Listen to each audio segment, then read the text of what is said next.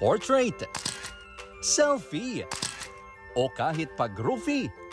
Kayang-kaya yan buuin ng 20-year-old artist na si Wenzel Jade Samelo mula sa San Miguel, Iloilo. Ang kanyang medium, hindi lapis, charcoal o ink, kundi sinulid.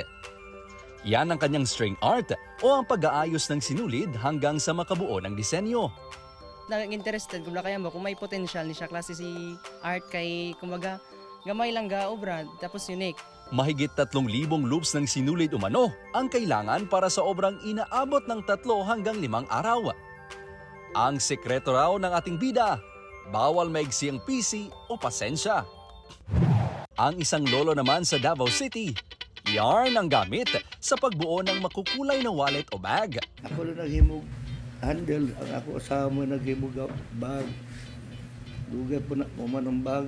Makadlaw siguro ng baga na. Happy na tayo, may kailangan na may paka-order. May barato, makakwarta man yun. Oo. So na nga, makapamalit, may bisag umpa. Dating nagtitinda ng gulay si Tatay Emperto, pero humina ang pagtinda kaya huminto. Simula noon, nagsimula silang gumawa ng handicrafts na naging instrumento para may paggamot ang anak na nagda-dialysis. Para sa GMA Integrated News, Kim Salinas, nakatutok 24 oras.